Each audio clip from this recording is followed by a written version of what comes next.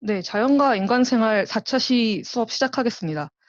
오늘은 미래 기후 변화의 전망과 인류의 적응, 완화 노력에 대해서 알아보도록 하겠습니다. 네, 여러분 기후 변화에 대해 얘기해 보면 꼭 나오는 얘기가 북극곰이 사라지고 있어요.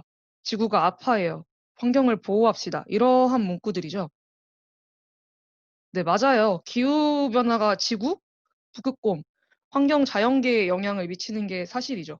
그런데 우리가 여기서 간과하고 있는 건, 물론 이러한 주장들엔 선한 마음이 깃들어 있겠지만 우리가 여기에 너무 빠져 있으면 우리가 마치 어른이 아이를 보호하는 것처럼 환경, 지구를 보호해 줘야 된다, 이런 오만한 생각이 들 수도 있어요. 기후 변화에 대한 영향이 이제 저번 시간에 배웠듯이 자연계에만 미치는 게 아니라 인간에게도 미치거든요. 그죠? 우리가 당사자예요. 실제로 기후 변화가 우리 인간에게 영향을 미칠 수 있음에도 불구하고 지구가 아파하니까 기후변화 대응해야 돼, 이런 식으로 생각하는 건 조금 위험할 수 있다는 거죠. 어떻게 보면 그러니까 남의 일이니까 우리가 좋은 마음을 가지고 보호해 줄 수는 있지만 내 일은 아닌 것처럼 생각할 수 있다는 거죠. 그래서 우리가 기후변화에 대해 어떻게 인식하고 있느냐도 중요한 이슈가 될 수 있습니다. 그리고 또 하나, 우리가 지난 시간에 과학적 팩트들을 배웠죠. 기후변화에 대한. 그래서 이제 미디어 관련 기사를 보면은 팩트 체크를 할 수 있고 이에 대해서 여러분이 비판적으로 수용할 수 있겠죠. 이 제목들은 제가 임의로 만들어낸 제목들이에요. 여러분은 가짜 뉴스들을 구별할 수 있을까요? 물론 기자님들도 그걸 가짜 뉴스로 만들려고 하는 게 아니라 팩트를 체크하고 기사를 쓰려고 해도 어 실수하는 경우도 있잖아요. 그죠? 비전문가일 수 있으니까. 그렇기 때문에 여러분이 수용할 때 뭐 어디까지 받아들여야 하는가? 그 기사에 대해서. 그리고 여러분이 알고 있는 배경 지식에 근거해서 그걸 판단할 수 있어야겠죠. 그래서 예를 들어서 비행기 타는 게 온난화의 주범이다, 이런 기사가 나오면 저번에 배웠듯이 비행기 구름이 상층에서 형성되어서 온난화에 영향을 미칠 수는 있지만 그 복사 강제력이 그 복사 강제력 기여도가 미미한 편이고 아직 불확실성도 크다, 이런 식으로 팩트 체크할 수 있겠죠. 그리고 지구 온난화 자연적인 현상이다, 뭐 이런 기사 나오면 복사 강제력에 영향을 미치는 자연적인 요인들도 있지만, 예를 들어서 태양 조도의 변화, 현재의 기후 변화는 자연적인 요인의 변화만으로 설명되지 않는다, 인위적인 요인이 크게 작용하고 있다, 이제는 이렇게 기사를 보고 생각할 수 있잖아요. 그래서 여러분이 지난주에 배운 내용이 이런 측면에서 중요하다면은 이번 시간에 배울 내용은 왜 중요하냐면, 기본적인 상식으로서 여러분이 알고 있어야 하는 측면에서도 중요하겠지만 여러분이 실제로 기후변화에 대해 어떻게 적응할 수 있을까 하는 실천적인 행동들을 알게 됨으로써 중요하다고도 할 수 있어요. 그리고 뭐 정말 개인적, 실용적인 측면에서도 큰 도움이 될 수 있을 것 같은데요. 만약 여러분이 잡 인터뷰 갔어요. 거기서 최근의 기후변화에 대해 어떻게 생각해요? 혹은 기후변화를 완화하는 데 가장 효과적인 방법은 뭐라고 생각해요? 이런 식으로 질문하면 여러분 대답할 수 있나요? 그냥 지구가 아프니까요. 뭐 환경이 더러워지면 인간이 피해를 받습니다. 뭐 이런 막연한 대답 대신 여러분이 이 자연과 인간 생활 수업에서 배워서 과학적인 근거를 들어서 왜 기후 변화가 인간 생활에 악영향을 끼치는지, 그리고 어떤 것들이 효과적인 대책일지, 우리는 어떻게 노력해야 할지 등에 대해서 구체적으로 대답할 수 있다면 좀 더 멋있겠죠. 그죠?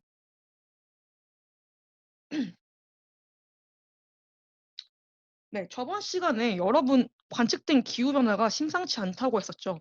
1950년대 이후 관측된 변화의 대부분은 수십 년에서 수천 년 내에 전례 없던 것이고, 이 기후변화는 최근 인간계와 자연계에 광범위한 영향을 주고 있다는 것에 대해 과학적인 근거들을 살펴본 것이 지난 시간에 배운 내용이잖아요. 그죠?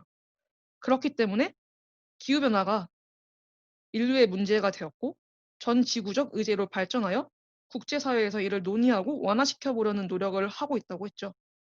대표적인 것이 유엔 산하의 기후변화에 관한 정부 간 협의체 IPCC예요. 이 IPCC는 굉장히 큰 역할을 하고 있는데요.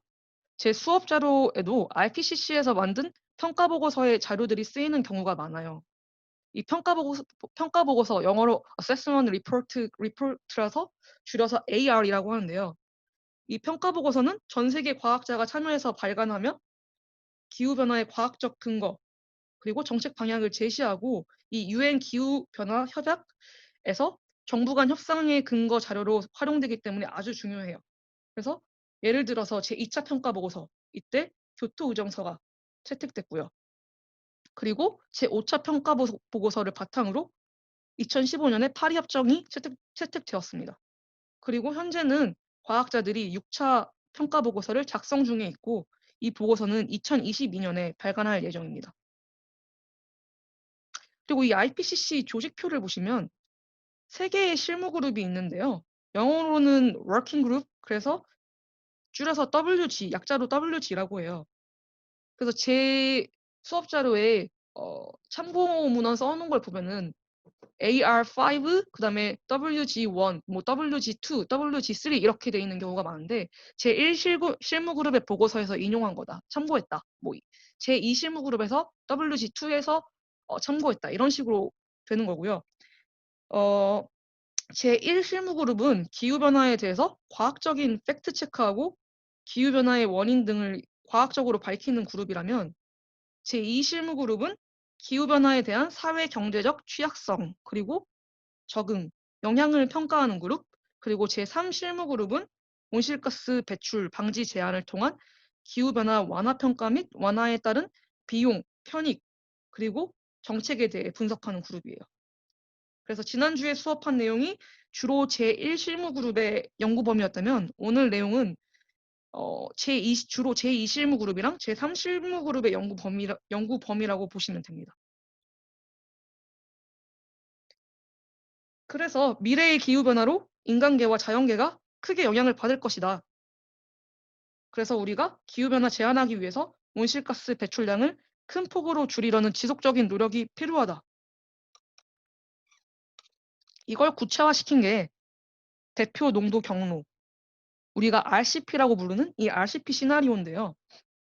이 대표 농도 경로가 뭐냐면 대기 오염 물질 및 토지 이용 변화 등과 같은 요인들을 바탕으로 향후 온실가스 배출량과 대기 중 농도가 2100년까지 어떻게 전개될지 나타내는 4가지 경로라고 되어 있죠. 여기 보시면 제가 노란색으로 표시해 놓은 데가 여기 2100년이에요. 이 2100년까지 각각 1750년을 기준으로 한 2100년 총 복사 강제력으로 이 4가지 시나리오가 정의되는데요. RCP 2.6은 2100년에 2.6 그 복사 강제력 와트 per square meter, 그리고 4.5는 4.5 와트 per square meter, 그다음에 6.0은 6.0, 8.5는 8.5. 이 복사 강제력 기준으로 이렇게 시나리오를 나눈 거예요. 그리고 제3차, 4차 평가 보고서와 제5차 평가 보고서의 다른 점은 5차 평가 보고서에는 기후 정책이 포함시켜져 있다. 그래서 이 2.6, 4.5, 6.0, 8.5 이 시나리오가 각각 어떤 걸 의미하냐면 RCP 2.6은 완화 시나리오예요. 그래서 온실가스 배출을 지금 당장 적극적으로 감축하는 경우, 그 경우 우리가 지금 이게 현재까지잖아요. 검정색이 올라가고 있을 때 우리가 지금 당장 온실가스 배출을 적극적으로 감축할 경우 이 올라가는 그래프를 꺾을 수 있다. 어느 순간. 이게 완화 시나리오예요. 그죠? 그리고 RCP 4.5는 온실가스 배출 저감 정책이 상당히 실현되는 경우, 6.0은 어느 정도 실현되는 경우, 이 2가지가 안정화 시나리오예요. 보면은 증가하다가 어느 정도 안정화가 되죠. 그죠? 이런 식으로. 그리고 RCP 8.5는 추가적인 온실가스 배출 저감 정책 없이 배출되는 경우. 그러니까 고농도 온실가스 배출 시나리오예요. 그래서 보시면 그냥 쭉 증가하죠. 그죠?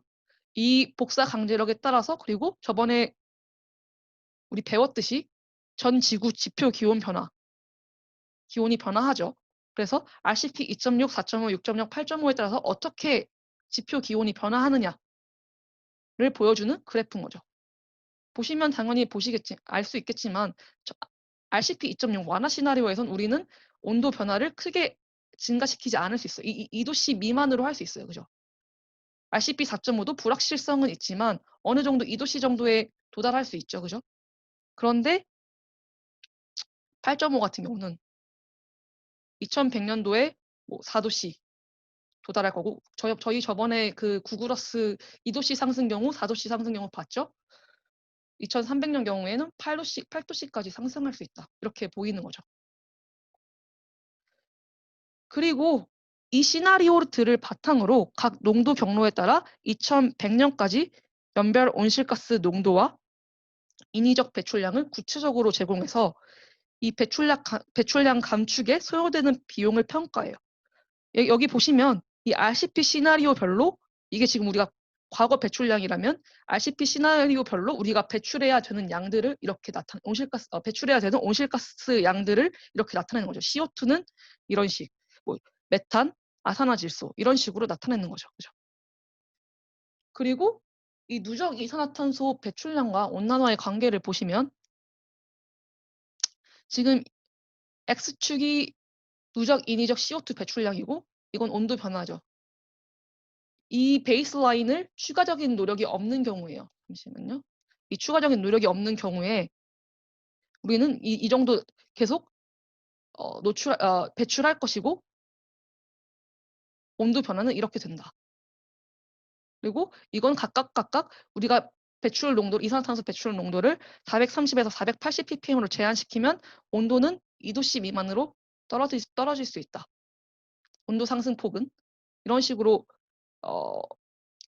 관계가 나타나 있는 건데요. 뒤에서 조금 더 자세히 살펴볼게요. 네, 그래서 이제 이거는 아까 거랑 비슷해 보이죠? 이거는 좀 대중을 위한 쉽게 나타낸 그래프라면 이거는 원래 그 보고서에 있는 그래프예요. 보시면 온실가스 농도 증가에 따라 전 지구 평균 기온은 상승할 것으로 전망되며 기온의 상승 영향은 RCP 2.6 시나리오의 경우 21세기 중후반대에서부터 일정한 상태로 유지되는 경향을 보인다. 이게 무슨 말이냐면 이 진한 남색, 이게 RCP 2.6 시나리오거든요. 그리고 여기가 지금 2000년대고 각각 점은 10년 단위예요. 그리고 그래서 마지막 점이 2090년대예요. 보시면 RCP 2.6은 여기 이 점들 모여 있는 거 보시죠. 여기서 온도 상승이 별로 안 일어나요. 그죠? 이게 2010, 20, 30, 40, 50, 60, 70, 80, 90. 그래서 중후반 때에 일정한 상태로 유지되는 경향을 보인다. RCP 2.6을 시행할 경우 시나리오를. RCP 4.5 이게 하늘색이죠. 이거 같은 경우에도 지속적으로 상승하다가 2070, 이게 지금 90이잖아요. 90, 80, 70. 70년대 이후 일정한 상태로 유지된다. 하지만 온도 상승폭은 좀 더 크겠죠. 그래서 그에 대한 위험도 있고요. 2.5도 정도 되네요. 그죠? RCP 6.0, RCP 8.5는 2100년까지 지속적으로 증가하면 안 멈추죠. 계속 증가하죠. RCP 8.5 시나리오의 상승폭이 모든 시나리오 중에 가장 크다. 보시면 2090년에 4.5도, 5.5, 거의 5도, 4에서 5도 사이에 도달하고 있죠.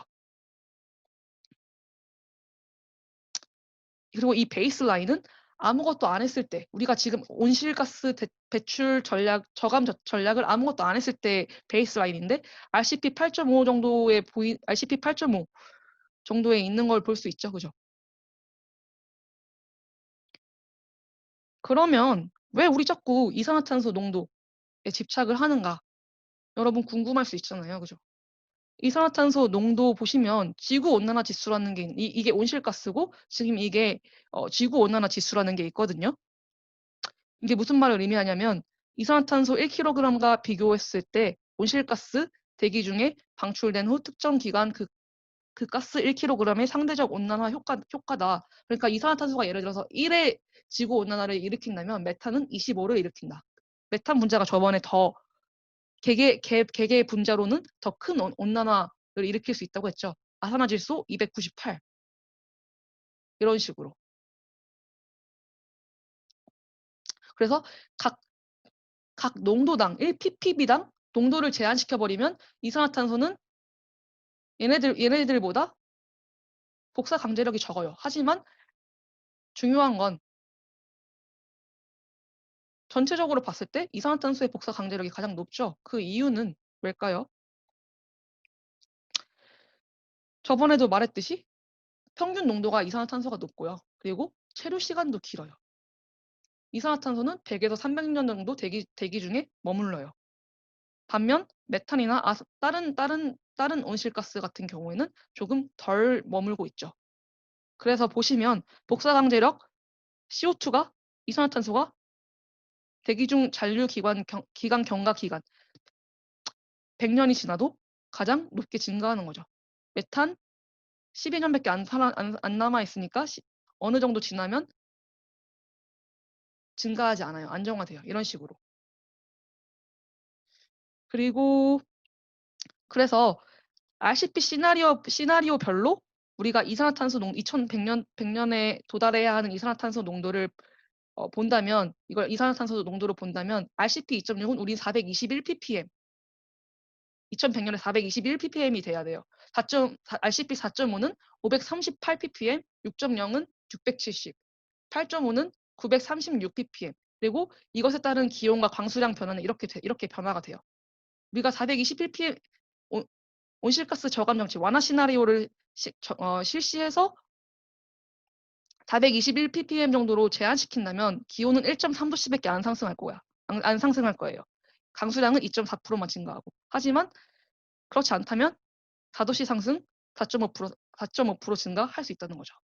그럼 현재 CO2는 어느 정도냐? CO2 농도는 어떻게 되냐? 거의 410 ppm이에요. 그렇죠? 지금 2020년이죠? 2020년인데 410 ppm이에요. 2100년인데 420 ppm 되려면 굉장히 적은 양이잖아요. 그죠? 그러니까 노력을 해야지 우리는 420 ppm 정도로 제한시킬 수 있는 거예요. 그죠? 그리고 아까 이 메탄이랑 다른 온실가스까지 고려한다면 CO2 환산 농도는 이건 이산화탄소 농도만 따진 거라면 이런 다른 온실가스까지 고려한다면 475 ppm, 630 ppm 이런 식으로 조금 증가하는 걸 볼 수 있죠. 그죠? 그래서 기후 시스템에서 전망되는 변화, 모든 배출 시나리오에서 표면 온도는 21세기 전반에 걸쳐서 상승한다. 다수의 지역에서 폭염의 발생 빈도 및 지속 기간뿐만 아니라 극한 강수 현상 증가할 것이다. 이런 기후변화는 위험을 증폭시킬 뿐만 아니라 위험을 가져온다. 위험은 균일하게 분포하지 않으며 개발 수준을 막론하고 모든 국가에서 취약계층 및 지역사회가 상대적으로 더 큰 위험에 노출된다. 그리고 인위적 온실가스가 더 이상 배출되지 않는다고 할지라도 이미 우리는 배출해왔기 때문에 누적된 게 있기 때문에 다양하게 나타나는 기후변화와 그 영향은 앞으로 수세기에 걸쳐 계속될 것이다. 온난화가 심화됨에 따라 갑작스럽게 나타나거나 비가역적인 변화의 위험은 증가할 것이다. 비가역적인 변화. 저번에 핫하우스 얼스 보여드렸죠? 그런 것들이 비가역적인 변화라고 볼 수 있는 거죠. 그죠? 돌아올 수 없는 거. 그래서 기후변화가 초래할 결과들을 보면 IPCC 보고서는 기후변화를 고려한 우려 요인, RFC라고 부르는데 이거를 5가지 항목으로 나눠요. 그래서 이 우려 요인들로 5가지 항목을 나누는데 기후변화로 인해서 주요 위험들, 키리스크가 뭐냐를 나누는 거예요. 그래서 5가지가 일단 위협받는 고유한 시스템, 적응 능력이 부족한 다수의 시스템은 매우 높은 위험에 처하게 된다. 지구온난화가 진행되는 경우 대표적인 것이 북극의 해양빙 시스템과 산호초 시스템이다. 그래서 온도가 상승하면 고유 시스템들이 위협받는 것들이 더 증가할 것이다. 위험할 것이다. 더. 그리고 극단적인 기상현상은 여러분들도 아시죠? 그리고 영향의 분포. 위험은 여러 인구 집단 및 지역에 걸쳐 불균등하게 분포한다. 그래서 온도가 상승해서 기온 변화하면은 이 위험 영향은 지리적으로 불균등하게 분포할 것이다. 그리고 지금 보시면 지구 평균 기온 변화에 따른 위험의 정도인 거잖아요. 지금 그럼 우리는 어느 정도 산업시대 이전 대비 어느 정도 상승이 있냐, 온도가. 2019년 연평균 여기 보시면 전 산업 대비 1.15도씩 상승했어요. 이미 1도씨가 상승해 있어요. 역대 두 번째 더운 해 기록했다라고 보이시죠? 여기. 그래서 이미 1도씨 상승해 있어요, 우리는. 그리고 네 번째 항목, 전 지구적 총영향. 지구 생물 다양성 및 전반적인 세계 경제에 영향을 미치는데요. 기후변화가 약 3도씨의 추가적 온난화 상황은 생태계 재화 및 서비스 손실과 함께 생물 다양성의 광범위한 손실 또한 초래하여 높은 수준의 위험을 가져올 것이다. 그리고 대규모 단일 사건. 지구온난화가 심화되면 일부 물리적 시스템이나 생태계는 갑작스럽고 비가역적인 변화의 위험에 처할 수 있다. 이처럼 갑작스럽고 비가역적인 변화를 촉발하는 임계점 혹은 문턱값, 영어로 threshold예요. 이 위험은 0에서 1도씨인 온난화 상황에서는 중간 수준인데 3도씨 이상에 이르르면 위험은 높은 수준이 된다.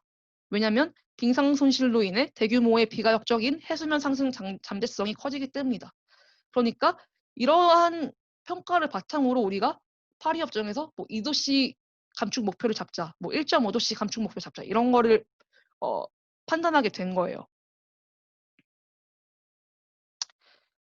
그리고 이 표는 지구 평균 온도가 산업화 이전 수준에 비해 1도씨 상승할 때마다 어떠한 현상이 발생할 수 있는지 각 부자별로 나누어서 정리한 건데요. 보시면 물, 음식, 건강, 토지, 환경, 급격한 변화 이렇게 있고 1도씨 상승할 때마다의 주요 위험들을 보여주고 있어요. 그리고 이 빨간색이 더 빨간색일 때마다 빨간색이 더 심한 위험이 더 큰 위험인 거죠.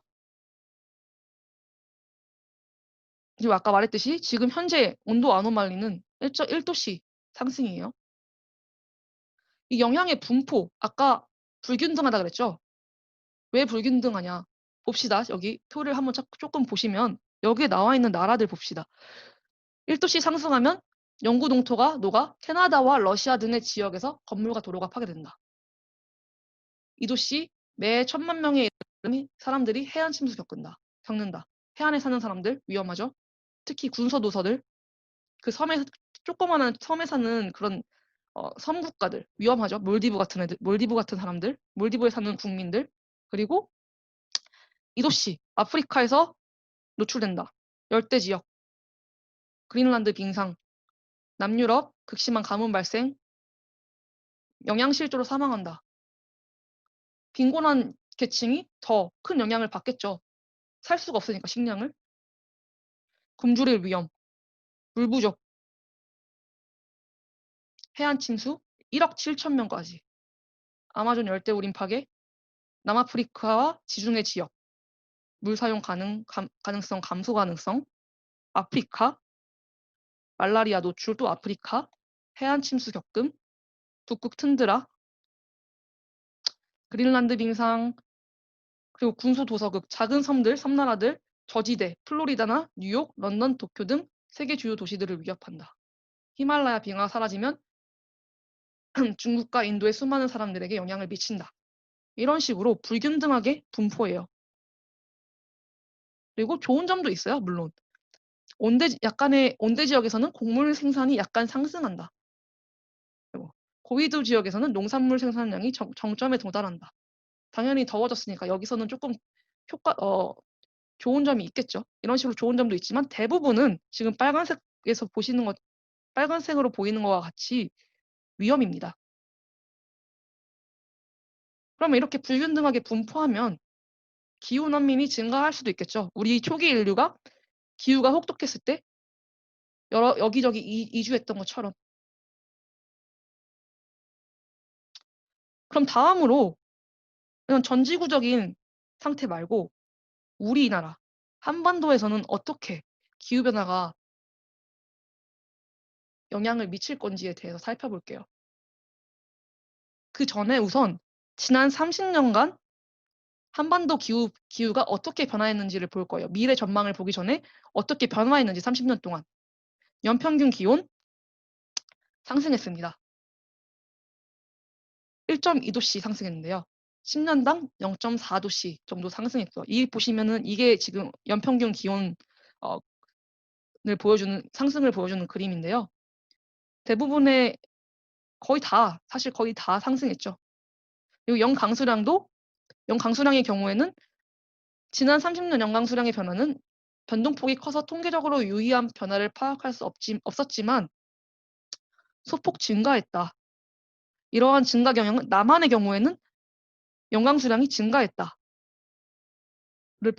이게 보이시죠? 그죠?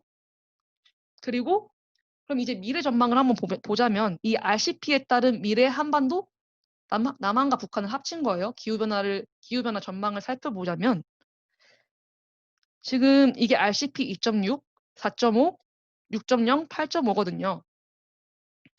RCP 2.6 시나리오에서는 한반도 연평균 기온이 이게 연평균 기온이에요.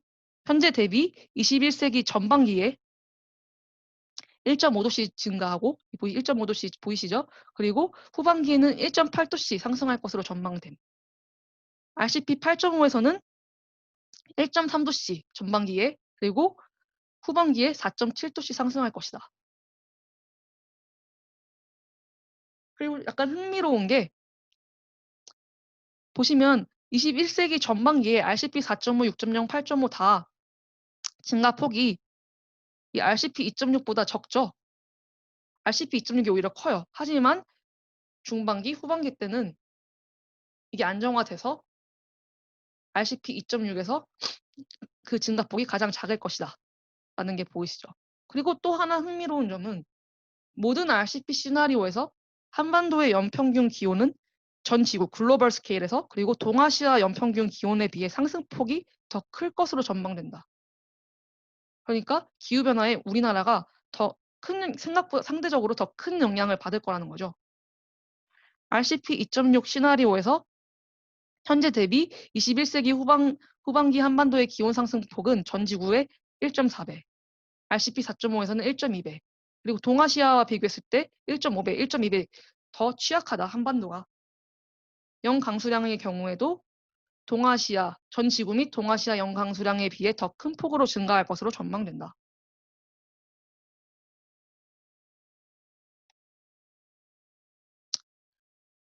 그리고 지금 이 두 개는 하나는 1980에서 2010년 대비 한반도 연평균 기온 편차 전망, 그러니까 지난 30년 대비 RCP 2.6부터 8.5까지 어떻게 연평균 기온의 편차가 바뀔 것인가.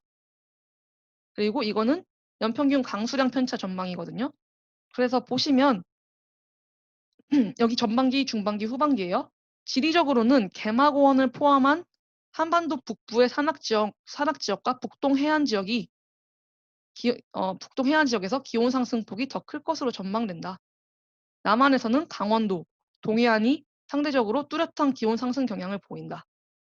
그리고 연평균 강수량 같은 경우에는 시나리오별로, 기간별로, 지역별로 편차가 크지만 2.6에서는 한반도 남부 지역, 특히 남해안의 연강수량이 증가한다. 5.4 마찬가지로 남부 지역에서 뚜렷하게 증가한다. 뭐 이런 식으로 각각 다르게 나타납니다. 그리고 이것 중요하죠. 왜냐하면 여러분의 생활에 직접적인 영향을 미치잖아요. 폭염일수, 열대야일수. 이게 폭염일수고요. 이게 열대야일수예요. RCP 2.6을 제외한 완화 시나리오죠. 모든 시나리오에서 21세기 후반기에 폭염일수가 큰 폭으로 증가할 것. 기온이 상대적으로 높은 저지대를 중심으로 큰 폭으로 증가할 것이다. 이런 저지대를 중심으로 이런 폭염일수가 크게 증가할 것이다. 이 완화 시나리오 빼고요. 열대야일수도 마찬가지로 저지대와 남해안 지역을 중심으로 큰 폭으로 증가할 것이다. 한파일수는 반대로 감소할 것이고요. 그런데 이게 왜 우리가 알아야 되냐?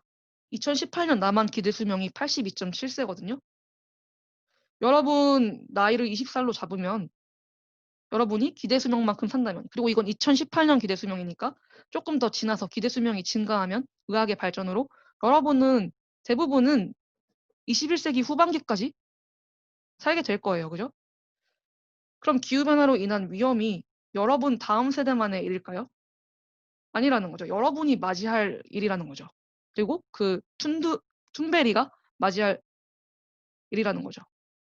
그래서 여러분이 장기적인 안목으로 기후변화로 인한 미래 위험으로부터 그나마 안전하기 위해서는 어디에 집을 짓고 어디에서 생활해야 되는가를 판단하는데도 이러한 것들이 도움이 될 수 있겠죠. 그래서 이 나머지 것들도 이 나만의 행정구역별 기후변화 전망은 제가 여러분들의 이러한 것들을 위해서 넣어놨어요. 이건 연평균 기온 전망이고요. 이건 강수량 전망, 이거 호우 일수 전망이에요. 남해안 쪽이 특히 호우 일수 전망에서 좀 안 좋죠. 위험하죠. 그죠? 그리고 폭염 일수, 열대야 일수, 5일 동안 최다 강수량. 이번에 장마 때문에 침수되고 좀 난리가 났었잖아요. 이런 것들이 여러분의 삶에 영향을 미칠 거라는 거죠. 그죠?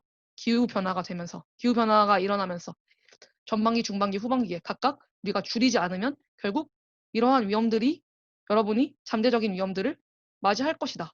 그러니까 여러분도 대비를 해야겠죠. 그래서 이건 넣어놓은 거고요. 그래서 기후 변화에 대한 영향, 적응, 취약성 이 부분에 대해서는 아까 그 5차 평가 보고서 AR5의 실무그룹 2, 워킹그룹 2, 두 번째 실무그룹이 주로 이 분야의 보고서를 작성했는데요. 이 표가 이 워킹그룹 2에서 제시한 핵심 개념 요약 정리 도표예요. 그런데 용어들을 보시면 좀 모르는 용어들이 보이죠. 그래서 용어를 좀 정리를 해봤어요. 일단 위해가 뭐냐면 기후와 관련된 물리적 현상이나 경향 또는 이에 따른 물리적 영향을 말한다.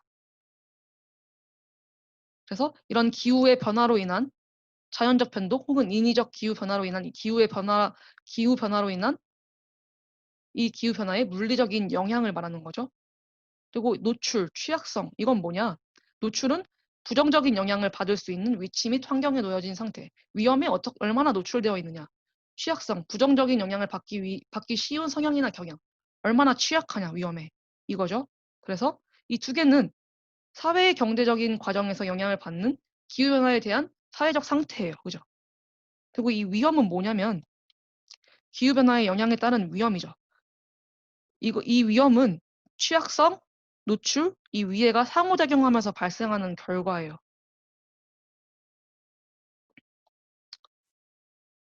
그래서 기후변화의 물리적 영향에 대해 자연계, 인간계 구성요소 혹은 시스템이 얼마나 노출되어 있고 얼마나 취약하냐에 따라 위험한 정도가 다르다는 거죠. 그리고 영향은 기후변화와 극한 기상 현상들이 자연계 및 인간계에 미치는 영향을 나타내고요. 적응은 앞으로 예상되는 기후의 영향에 대응하여 적합한 행동이나 태도를 취하는 과정. 뭐 인간은 적응의 동물이다. 이런 말 있잖아요. 그죠? 기후 변화가 되더라도 우리가 이 기후 변화에 대해서 어떻게 적응할 것이냐. 뭐 옛날 같은 경우는 뭐 홍수가 나면은 어떻게 적응하냐? 댐 같은 거 만들어서 적응하죠. 이런 식으로 적응 대책을 세울 수 있냐. 이게 적응이고요. 변형은 패러다임, 목적 및 가치를 강화, 변화 혹은 조정하여 적응을 촉진하고 지속 가능한 발전으로 나아가는 것이다. 그리고 이 기후 시스템과 사회 경제적 과정이 변하면 위해, 노출, 취약성 또한 영향을 받습니다.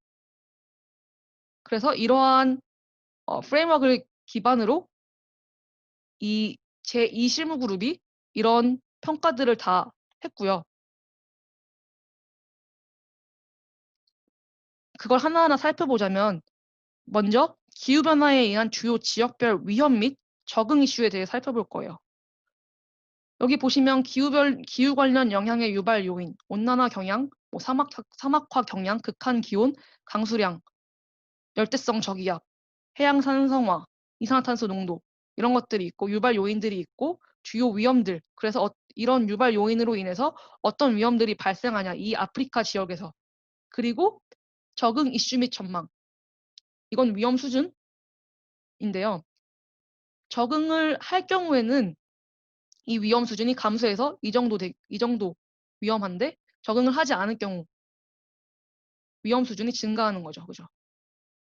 그래서 그리고 여기는 시기를 나타내요. 현재, 가까운 미래, 먼 미래. 그리고 이 먼 미래에는 2도씨 상승, 4도씨 상승으로 나뉘어져 있어요. 보시면 예를 들어서 주요 위험, 이러한 온난화 경향이나 이런 것들에 의해서 유발될 수 있는 아프리카의 주요 위험으로는 폭염 및 가뭄 스트레스는 농작물 생산성의 감소와 함께 지역, 국가, 가정, 생계 및 식량 안보에 심각한 악영향을 동반하며 기존의 해충 및 질병 피해를 가중시키고 홍수의 빈도 및 강도를 높여 식량 시스템 인프라의 위협을 가함. 이런 위협이 생길 거다. 그럼 우린 인간은 어떻게 이거에 대해서 적응할 것이냐? 첫 번째, 기술을 이용한 적응 대응. 그러니까 스트레스에 내성 있는 농작물 품종을 개발하자. 관계 기술을 끌어오자. 뭐 이런 식으로 기술을 이용해서 적응해보자. 그리고 두 번째, 신용대출 및 기타 필수적 생산 자원에 대한 소작 농의 접근성 향상, 생계수단 다변화. 이 신용대출 프로그램이 아프리카에 뭐 하나 있었죠. 제가 그 정확한 이름은 기억 안 나는데, 이러한 제도적인 걸 해서 제도적인 적응 방법을 제도적이거나 아니면은 뭐 그런 비정부 기구에서도 할 수 있죠. 그런 신용대출 이러한 방법을 써서, 이러한 적응 방법을 써서 위험에 대해서 좀 위험을 줄여보자. 원래 이 정도 위험 수준이었다면 줄여보자. 이런 거고, 지방, 국가, 지역 수준의 제도를 강화하여 농업 지원, 아프리카 여성의 사회 및 경제적 위치를 고려한 성지향적 정책 등을 사용해서 위험 줄여보자. 이런 적응 정책을 사용해서 이런 것들이 있는 거고요. 그리고 아시아에서도 마찬가지고요. 이렇게 나뉘어져 있고요. 북미도 마찬가지입니다. 이거는 이 보고서 가시면 볼 수 있어요. 그래서 아까 그 프레임워크에 따라서 이 기후변화 위험 관리를 위한 적응 방법들을 보면은 접근 방식은 여러 개예요. 첫 번째, 취약성 및 노출을 감소시키는 접근 방식, 그리고 좀 더 적응, 이게 겹쳐져 있죠. 그리고 하나의 방법이 아니에요. 그리고 변형까지 있어요. 취약성 및 노출을 저감시키는 적응 방법을 보면은 대표적으로 빈곤 퇴치가 있어요. 이게 왜 취약성 및 노출을 저감시킬 수 있냐? 아까도 봤듯이 기후변화로 인한 영향에 가장 취약한 계층, 그리고 많이 그 위험에 크게 노출되어 있는 계층은 빈곤한 계층이에요. 예를 들어서 우리 이번에 장마가 와가지고 그럼 물난리가 났을 때도 반지하에 사는 사람들이 보통 더 큰 피해를 입잖아요. 그렇죠? 더 빈곤한 사람들이 더 큰 피해를 입는다는 거죠. 그래서 이 빈곤 퇴치를 하면 취약성 및 노출이 감소할 수 있다. 이런 것들이 취약성 및 노출을 감소시키는 적응 방법인 거예요. 그리고 조금 더 적응 방법 보면은 구조적 물리적 방법, 그리고 제도적 방법, 사회적 방법 등등이 있는데, 뭐 기술적 방법은 아까 말했듯이 기술을 사용해서 적응해보자. 뭐 관계를 하거나 아니면은 뭐 새로운 그런 스트레스를 더 잘 견디는 그런 가뭄에 더 잘 견디는 농작물 품종을 개발해보자. 이런 기술적 방법이 있다면 경제적인 방법도 있어요. 재정 혜택, 보험 같은 거 주거나 재해 대비 펀드, 이번에 코로나 때문에 재해 대비 기금 있었죠. 재난 대비 기금 이런 것들을 제공한다거나 아니면 법 및 제도 같은 경우 뭐 규제를 한다거나 뭐 토지 이용을 제한한다거나 뭐 이런 방법들이 있겠고요. 그리고 의식 같은 것도 여기에 포함돼요. 교육 대안, 정보 대안, 행동적 대안. 그리고 이런 것들을 바탕으로 변화 영역, 현실적으로 사회적 그리고 기술적 혁신, 행동 변화 또는 결과에 상당한 변화를 야기시킬 수 있는 제도적 그리고 관리상의 변화, 그리고 정치적 변화, 개인적 변화 같은 것들이 이에 속하는 거죠. 그러니까 우리가 지금 기후 변화 때문에 이러한 적응 방식, 예를 들어 탄소를 많이 내뿜는 디젤 엔진 차들을 규제한다거나 이러면은 기술적 혁신으로 뭐 전기차 분야가 뜬다거나 이렇게 되잖아요. 그죠? 그래서 아예 우리의 사회가 적응해서 변화 영역으로 가는 거죠. 그런데 이 적응 같은 경우는 우리가 적응하는 거잖아요. 그냥 그 말 그대로 적응이에요. 그래서 적응을 통해 기후변화 영향의 위험을 줄일 수는 있지만 기후변화의 규모가 커지고 진행 속도가 빨라질 경우 그 효과성은 제한될 수 있다. 그렇기 때문에 오늘날 노력 외에 추가적인 완화 노력이 이루어지지 않는다면 적응이 추진된다고 할지라도 온난화로 인해 21세기 말까지 높음에서 매우 높은 수준의 비가역적이고 광범위하며 심각한 영향이 전 지구적으로 나타날 것이다. 그래서 적응으로 기후변화의 영향의 위험성을 줄일 수는 있어도 이 기후변화의 규모가 커지고 진행 속도가 빨라지면 부족할 수 있다. 그래서 이 워킹그룹 제3실무그룹에서 3실무그룹 보고서에 나오는 핵심 용어가 완화예요. 미리게이션. 이 완화는 말 그대로 완화죠. 온실가스 배출을 감축하거나 흡수하는 과정으로서 미래의 기후변화 및 그 영향을 완화시키는 방법인 거예요. 그래서 완화시키는 방법에 대해서 또 완화시키는 방법에 대해서도 이제 배울 거예요. 이 적응과 완화가 동시에 상호 보완적으로 가야 되는 거예요. 여기 나오죠. 적응과 완화는 기후변화의 위험을 저감하고 관리하기 위한 상호 보완적 전략이다. 왜냐하면 향후 수십 년 내 배출량을 현저히 줄인다면 이건 완화죠. 21세기 나타나고 있는 기후 위험을 저감시키고 효과적인 적응에 대한 기대를 높일 수 있다. 적응. 덜 위험해지잖아요. 완화하면. 그러니까 더 효과적으로 적응할 수 있죠. 예를 들어서 뭐 아까 폭우가 오는 거, 극한 기상 현상이 발생하는 것도 더 적게 발생할 거고, 그럼 우린 그거에 대해서 더 잘 적응할 수 있어요. 그리고 장기적으로는 완화에 따르는 비용 관련 문제를 줄인다. 그래서 지속 가능한 발전을 향한 기후 보건 경로에 기여할 수 있다. 완화에는 우리가 비용이 들잖아요. 그죠? 물론 적응에도 비용이 들지만 이 완화를 하면은 적응에 드는 비용도 또한 줄일 수 있고 이렇게 서로 상호 보완적인 관계라는 거죠.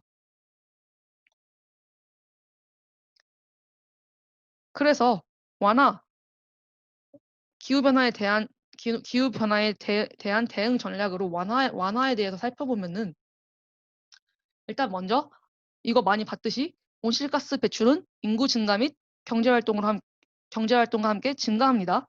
하지만 그래서 추가적인 감축 노력이 없는 베이스라인 시나리오의 경우 이 RCP 6.0에서 8.5 시나리오의 예상 배출량 사이에 존재하는 이 값인데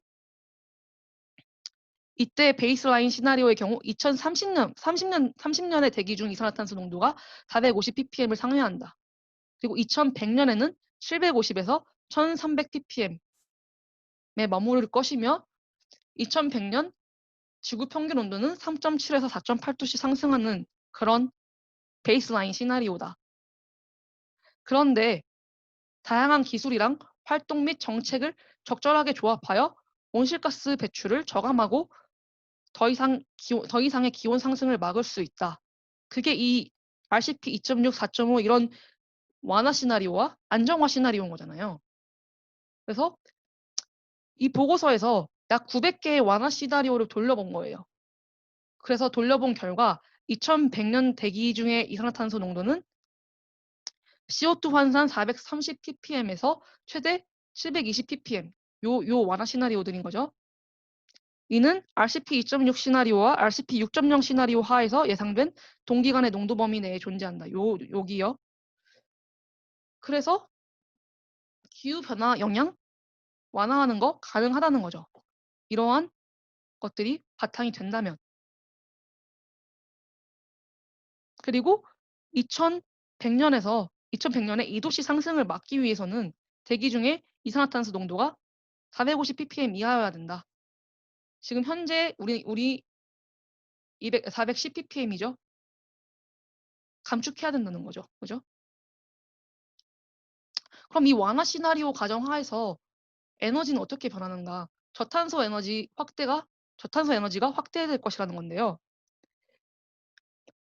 지구 기온 상승을 2도씨 이하로 제한하는 경우, 그리고 모든 국가, 전 세계 대부분의 국가가 이것에 동의를 해서 이것에 참여를 할 경우 에너지 체계와 토지 이용의 전반적인 변화를 꾀하여 21세기 중반까지 온실가스를 현저히 줄일 수 있을 것이다.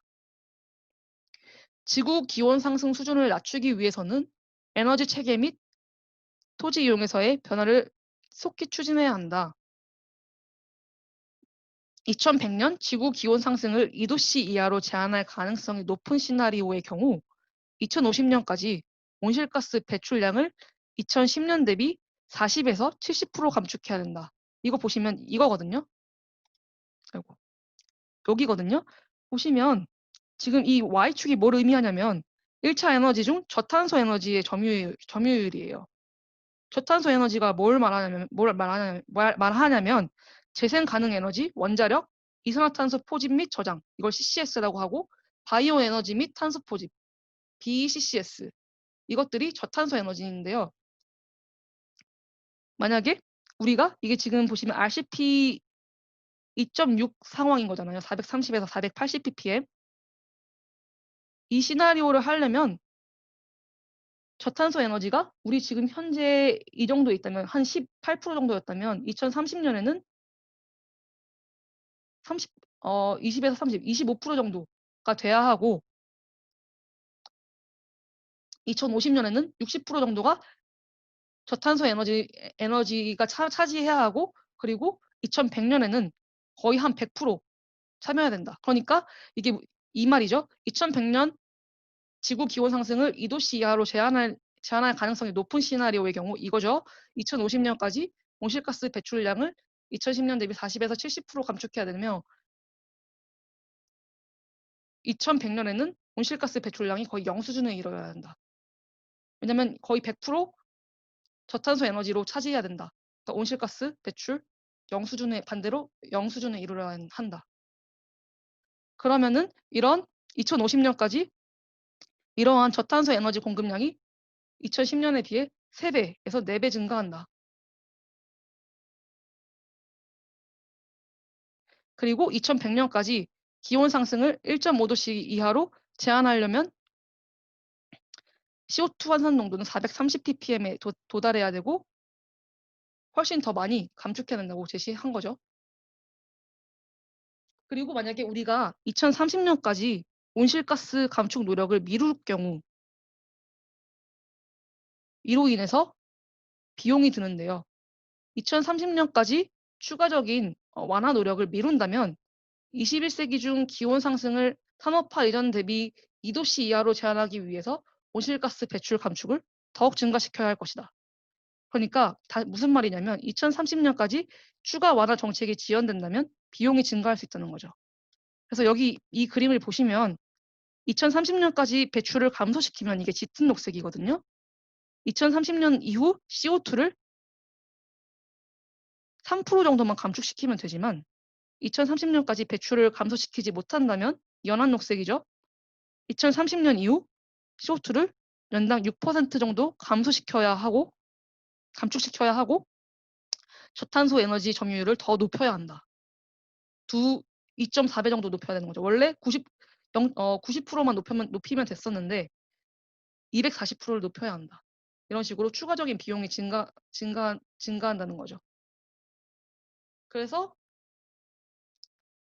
더 구체적으로 살펴보면 2030년까지 온실가스 감축 노력을 미룰 경우에 가까운 미래의 완화 비용은 감소하지만 우리가 노력 안 하니까 당연히 비용 감소하겠죠. 가까운 미래에 대해서는. 하지만 여기 보시면 중장기적 비용이거든요.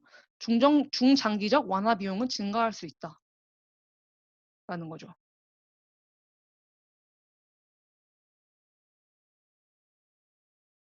그리고 완화 비용과 소비량에 대해서 살펴볼게요. 완화에 드는 비용은 뭐 여러 방법론이나 가정에 따라 크게 달라지지만 공통적으로 완화 정책이 엄격할수록 비용은 증가한다. 뭐 맞는 말이겠죠.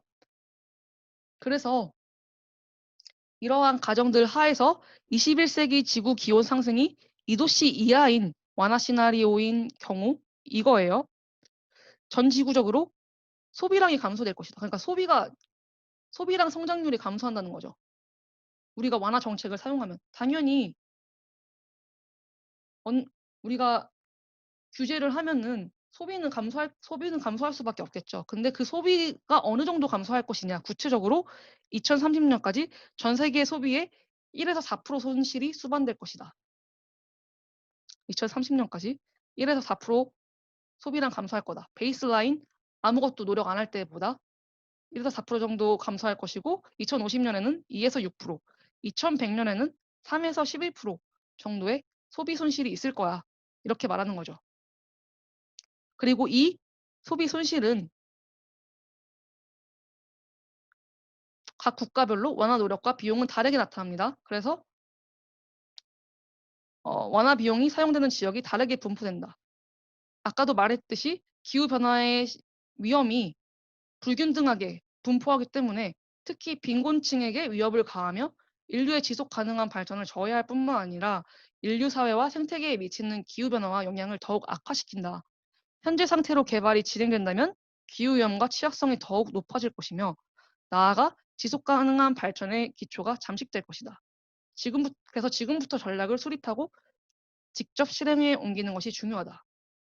그래서 이러한 기후변화 대응 전략에 또는 규제 완화 시나리오에 반대하는 사람들은 우리 소비 감소할 거고 생산 감소할 거잖아. 근데 이거 왜 해야 돼? 이런 식으로 말할 수 있죠. 대표적으로 파리 협정에서 탈퇴한 트럼프가 이런 식으로 말을 했죠. 미국에 도움이 되지 않는다. 미국의 경제 성장에 도움이 되지 않는다. 파리 협정이. 이렇게 말을 했고 근데 어떻게 생각해 보면은 무한한 성장이라는 건 없는 거잖아요. 그죠? 인간이나 자연이나 마찬가지로 우리가 처음에 어렸을 때는 급격하게 성장하지만 어느 정도 나이가 들면은 그게 무르익죠. 성장률은 당연히 감소할 수밖에 없죠. 그래서 많은 나라에서 이 성장률이 감소하는 거에 대해서 두려워해요. 당연히 이건 지표로도 나타나고 표로도 나타나고 그렇잖아요. 그죠? 근데 좀 더 거시적인 관점에서 본다면 그리고 더 전 세계적인 관점에서 본다면 이런 성장이 무한하게 계속될 수는 없는 거고 우리가 노력하지 않는다면 더 큰 위험이 있기 때문에 다 같이 노력해야 된다는 거죠. 어떻게 보면은. 그래서 이러한 제약 요인들에 대해서 표로 나타냈어요. 그래서 우리가 적응하고 완화하는 방안 좋긴 한데 이거에 대해서 제약하는 요인들이 있을까? 보시면 제약 요인, 인구 증가 및 도시화에 따른 부정적인 외부 효과. 이거에 대한 적응 제약 요인은 기후 다양성 및 기후 변화에 대한 인류의 노출 증가, 자연자원과 생태계 서비스에 대한 수요 증가 및 자연자원과 생태계 서비스에 대한 압박 증가. 그리고 완화 제약 요인은 경제 성장, 에너지 수요 및 에너지 소비 증가로 인한 온실가스 배출량 증가. 그리고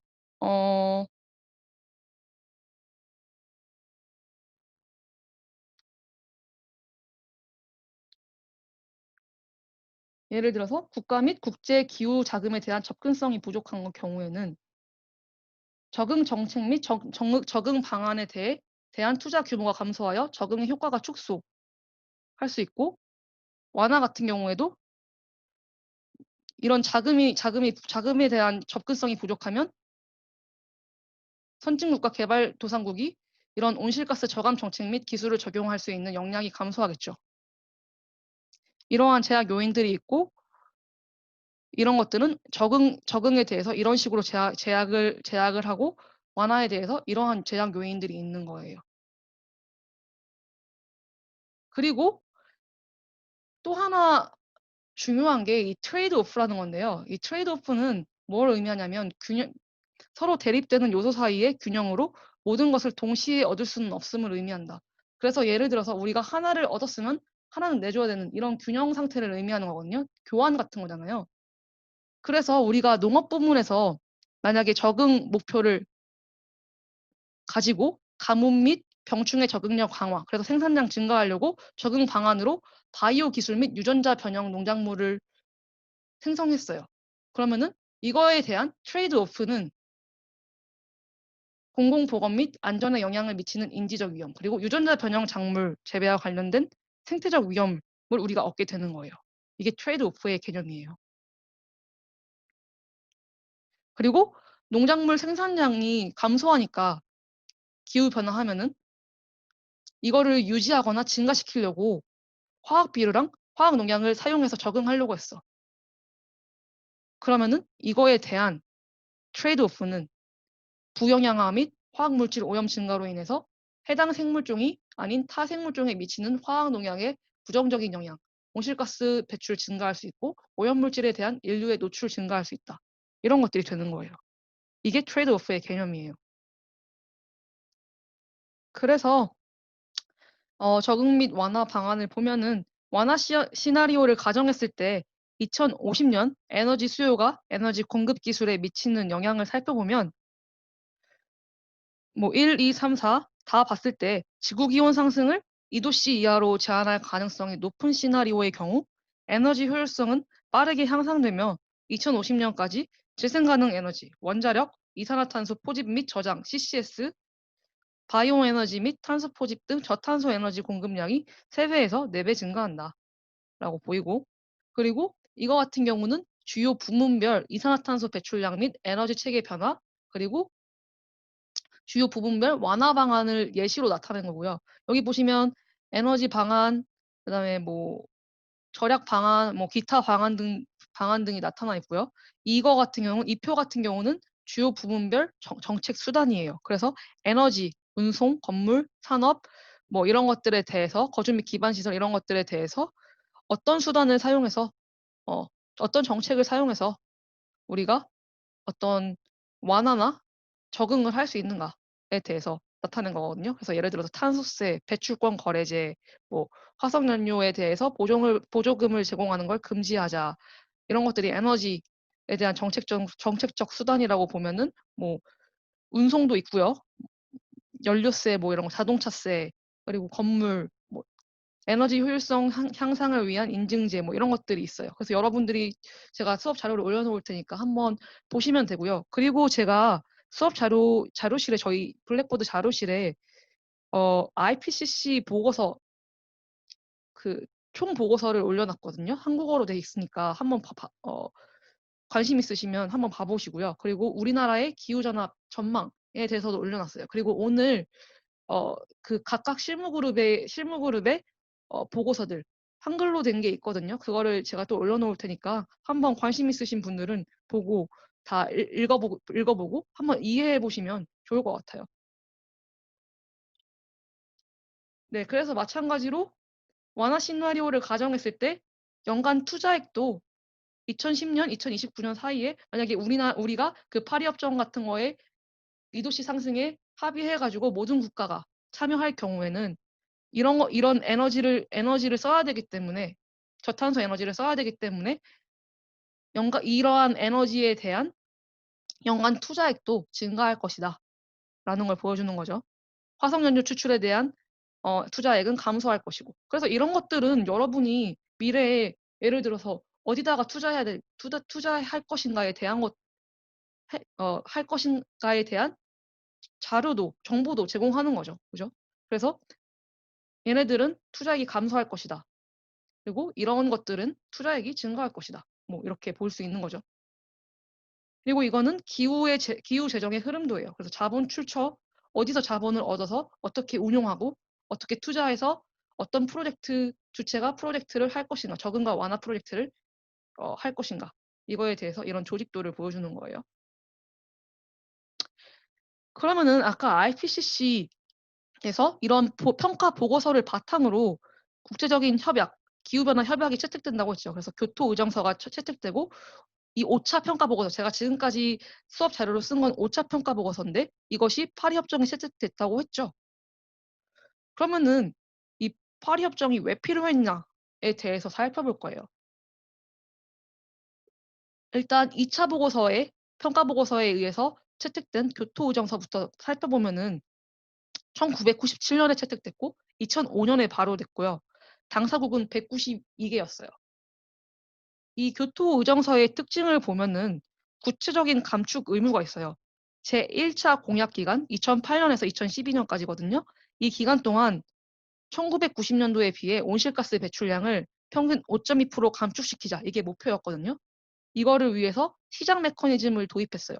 그래서 국가들 간의 온실가스 감축량을 이전할 수 있는 공동 이행 제도, 그리고 할당받은 배출권을 거래할 수 있는 배출권 거래제, 그리고 어 어떤 국가 A가 어떤 좀 개발도상국인 B 국가에 투자해서 온실가스 배출을 감축하면 그 가운데 일부를 A 국가가 감축한 것으로 인정하는 청정 개발 제도, 이런 식으로 시장 메커니즘을 도입했었는데, 이 1차 공약 기간이 끝나고 그러면 2차 공약 기간 동안에 어떻게 우리가 이행할 것인가, 어떤 목표를 가질 것인가 다시 짜야 되잖아요. 그래서 이 1차 공약 기간 만료 직전인 2012년 12월에 제18차 당사국 총회, 카타르 도하에서 열린 이 당사국 총회에서 도하 개정문을 채택해서 교토 의정서의 제2차 공약 기간을 2013 년부터 2020 년까지로 정하고 그 기간 동안 온실가스 배출량을 적어도 평균 18% 감축하자라는 내용을 담았는데, 교토의정서 당사국인 192개국 중에 4분의 3에 해당하는 144개국이 비준하지 않았어요. 이게 모자랐어요. 65개국만 비준했어요. 그렇기 때문에 효력이 없습니다, 이 도하 개정문은. 그렇지만 이 교토의정서의 주요 성과는 일단 감축 목표 이상의 성과를 얻었어요. 제1차 공약 기간 동안 평균 22.6% 감축했어요. 목표가 5.2%였잖아요. 근데 22.6% 감축했어요. 그리고 이 청정개발제도 사업으로 인해서 개발도상국은 감축량을 선진국에 판매해서 95에서 135억 달러 수익을 획득했고, 선진국도 이 CDM이 없었다면 지불했어야 했을 35억 달러의 비용을 절감했어요. 근데 한계가 있었어요. 일단 많은 국가들이 불참했어요. 교토 의정서를 채택할 당시에 세계에서 가장 많이 온실가스를 배출하고 있었던 미국이 의정서를 비준하지 않았고요. 캐나다는 제1차 공약 기간 이후에 의정서에서 탈퇴했고, 일본, 러시아, 뉴질랜드는 탈퇴는 안 하겠지만 2차 공약 기간에는 참여하지 않겠다는 의사를 밝혔어요. 그리고 또 중국이나 인도처럼 온실가스를 많이 배출하는 국가들이 개발도상국이라는 이유만으로 감축 의무가 없었던 것도 문제였어요. 그래서 제1차 공약 기간이 시작되기 직전인 2007년에 2007년에는 세계 온실가스 배출량에서 중국 배출량이 21%로 20%인 미국을 제쳤는데도 불구하고 얘네는 의무가 없었어요, 중국은. 그렇기 때문에 제1차 공약 기간 동안 감축 의무를 지는 국가들의 온실가스 배출량이 세계 배출량에서 차지하는 비중이 22%밖에 안 되는데 얘는 이 국가들만 노력을 한 거죠. 그럼 효과가 있겠느냐, 전 지구적으로 봤을 때. 이런 효과성 측면에서 의문점이 생기는 거죠. 그리고 또 다른 한계는 지속 가능 여부가 불확실하다. 도하 개정문, 이 1차 공약 기간 끝나고 이러한 문제점들 때문에 2차 공약 기간 때 이 개정문이 채택되기까지 되게 오래 걸렸고 발효되지도 못했죠. 그리고 매번 새로운 공약 기간 정하고 개별 국가의 감축 목표를 정하는 것이, 이제 국가 간의 이해관계가 있는데 국가들 자체 내에서도 이런 것들이 있는데 이런 감축 목표를 정하는 것이 어려웠어요. 그래서 이러한 한계 때문에 어떻게 보면 교토 의정서는 절반의 성공인 거죠. 그렇지만 이전과는 다른 새로운 체제가 필요하다는 인식이 팽배해 있었어요. 그렇기 때문에 파리 협정, 이 2015년 12월에 채택됐고 2016년 11월에 발효된 197개국이 참가한 이 파리 협정에서는 일단 5차 평가 보고서를 바탕으로 채택이 된 건데요. 이 교토 의정서에 기반한 기후 체제를 교토 의정서 체제라고 한다면, 파리 협정이 발효되면 그에 기반한 기후 체제가 시작되는데 이를 교토의정서 체제와는 다른 새로운 기후 체제라는 의미로 시인 기후 체제라고 불러요. 물론 이 협정이 2016년에 발효됐음에도 불구하고 약간의 어떤 잡음이 있었죠. 2017년에 미국 같은 경우는 탈퇴하겠다. 왜냐하면 트럼프 대통령 같은 경우 미국한테 이건 불공정하다. 경제적인 부담 때문에 파리협정 탈퇴 결정을 내렸다. 파리협정이 미국 근로자와 납세자들에게 실직 임금이나 공장 폐쇄, 경제 생산량 대폭 감소 등을 야기시킨 측면에서 다른 국가에만 혜택을 주고 미국에게 불이익을 준 사례다. 그래서 탈퇴를 결정했고 이것이 지속된다면 2020년 11월에 파리협정에서 최종 탈퇴하게 될 예정입니다. 그러면은 이 파리협정에서는 뭐가 달라졌냐? 기존의 교토의정서와 비교했을 때 먼저 인류 생존을 위한 목표 온도에 합의했다. 2도씨 목표. 이거 아까 우리 계속 평가 보고서에서 2도씨 목표로 해야 된다 했었죠. 그래서 파리협정에서는 지구 평균 온도 상승을 산업화 이전 수준과 비교하여 2도씨보다 훨씬 아래로 하여야 된다. 2도씨 이내로 유지해야 된다. 라는 내용이 포함되어 있어요.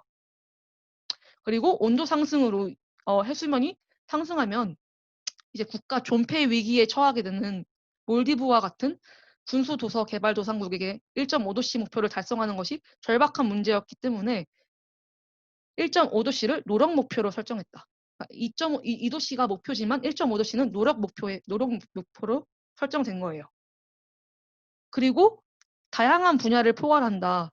교토의정서는 온실가스 배출량을 감축하는 데 주로 집중했다면 파리협정은 감축뿐만 아니라 적응, 재원, 기술 이전, 역량 배양, 투명성 등 다양한 분야에 모두 관심을 기울였다. 그래서 여기 보시면 다양한 분야, 6개의 주요 분야들이 있죠. 어떻게 적응할 것인가, 재원은 어떻게 마련할 것인가, 이런 모든 분야에 대해서 다루었다. 그리고 아까 교토의정서에서 일부 나라만 이런 감축 의무를 부담하는 것과 달리 교토의정서에서 결국 당사국은 많았지만 의무를 부담하는 국가의 수는 40개 정도밖에 없었죠. 그리고 그 국가들이 온실가스 배출량이 세계 배출량에서 차지하는 비중은 22%에 불과했고요. 그렇지만 이 한계를 극복하기 위해서 파리협정에서는 모든 나라가 의무적으로 감축해보자. 그래서 모든 당사국에게 NDC를 제출할 의무를 부과하여 기후변화 대응에 동참하도록 했다. 2016년 4월까지 189개 당사국이 NDC를 제출했고 이들의 온실가스 배출량의 총합은 2010년 세계 배출량의 95.7%. 이건 물론 미국 탈퇴하기 전에예요. 95.7%이기 때문에 효과성이 클 것이다. 이렇게 생각한 거죠. 그리고 선진국과 개발도상국 간 다른 의무. 선진국은 경제 전반에 걸쳐서 온실가스 배출량의 절대량을 감축해야 하지만 개발도상국은 그냥 권장한 정도인 거죠. 그래서 파리협정 같은 경우 차지하는 온실가스 배출량 총합이 세계 배출량에서 차지하는 비중이 크다. 그리고 주기적 점검과 지속적인 감축 목표 상향. 그래서 위에서 목표를 달성하기 위하여 줄여야 하는 전체 감축량을 계산하여 각국에 할당하는 방식이 아니라 그러니까 위에서 결정해서 우리가 전 세계적으로 위험하니까 이만큼 감축해야 돼. 그러니까 할당하는 게 아니라 아래에서 국가들이 스스로 목표를 설정해서 이 NDC라는 걸 제출하는 거거든요. 우리 목표 이렇게 할 거야. 라는 걸 제출하는 하향식 방식이기 때문에 2도씨 목표를 달성하지 못할 수도 있습니다. 그러니까 우리가 자발적으로 우리는 이만큼 할래. 이렇게 하는 거기 때문에. 그래서 이를 막기 위해서 5년마다 파리협정 당사국 총회에서 당사국이 제출한 NDC가 2도씨 목표에 부합하는지를 검토하고요. 이를 글로벌 이행 점검이라고 합니다. 그리고 당사국은 글로벌 이행 점검 결과를 고려해서 5년마다 새로운 NDC를 제출해야 되고요. 새로운 목표는 이전보다 더 높은 수준이어야 한다. 그래서 이를 전진 원칙이라고 한다. 그러니까 후퇴하지 않는다. 더 높은 수준의 목표를 제출해야 된다는 거죠. 그리고 교토의정서는 공약 기간이 정해져 있어 가지고 새로운 공약 기간을 정하려면 협상을 계속 거듭해야 됐고, 모든 나라가 또 이제 모든 당사국이 모여 가지고 협상을 계속해야 됐고, 이렇게 체제가 지속될지 어쩔지 불확실한 상황에서는 국가들이 기후 변화에 적극적으로 대응하기가 어려웠죠. 따라서 파리 협정은 주기적으로 이행 상황을 그냥 점검하고 당사국이 그 결과를 고려해서 새로운 목표를 지속적으로 제출하도록 하는, 다시 말해서 종료 시점이 없다. 종료 시점 없이 기후 변화에 지속적으로 대응할 수 있는 체제를 구축한 거예요. 그리고 그래서 각국이 제출한 이 NDC를 이행할 경우에 어느 정도 감축하냐 보면은, NDC 이행 시 NDC 제출하기 전에는 이 빨간 선이죠. 주황색 선이죠. 주황색 선보다 NDC를 이행하면 감소를 해요. 온실가스 배출량이 줄어들죠. 그러나 2도씨 목표, 파란색 선, 그리고 1.5도씨 목표, 초록색 선을 달성하기에는 여전히 감축량이 부족하죠. 그래서 계속 점검을 하는 거고요. 우리가 잘 하고 있나? 점검해봤는데 이거 좀 문제가 심각한데, 그럼 더 배출하려고 목표를 잡는 거고, 이런 식으로 한다는 거죠. 그리고 2030년까지 온실가스 배출량을 획기적으로 줄이지 않으면 2030년 이후에 목표 온도를 달성하기 위하여 급격한 감축이 필요하다. 푸른색 영역. 아까 그 보고서에서 봤죠. 2030년까지 우리가 뭘 한다면, 행동을 취한다면 이렇게 되지만 행동을 취하지 않는다면은 더 급격하게 해야 된다. 더 추가적인 비용이 발생한다. 아까 봤죠? 그리고 무엇이 달라졌나? 이거 뒤에 원래 우리나라가 어떤 NDC를 제출했고 이런 것들이 있었는데, 지금 제가 보니까 제 PPT에 잘린 것 같아요. 그거 같은 경우는 다시 업데이트해서 자료실에 올려놓을 테니까, 우리나라가 어떤 의무를 제출했고 NDC를 제출했고 다른 나라들은 어떤 NDC를 제출했는지 한번 나중에 봐보시면 될 것 같아요. 그리고 무엇이 달라졌냐면 다양한 행위자들이 참여했다. 교토의정서에서 주요 행위자는 국가였지만 파리 협정에서는 국가 이외의 이해관계자들이 기후변화 대응 행동에 참여하도록 독려했다. 그래서 뭐 국제 민간 항공기구나 국제 회사기구들도 참여했고, 그래서 여기에 이러한 포털에 등록해서 참여하도록 했다. 이거 같은 경우는 교토의정서와 파리 협정이 어떻게 다른지를 비교해 놓은 겁니다. 그래서 오늘 여기까지고요. 제가 그 잘린 자료는 업데이트해서 올려드릴 테니까, 네, 그거 참고하시면 될 것 같아요. 네, 오늘 수고하셨습니다.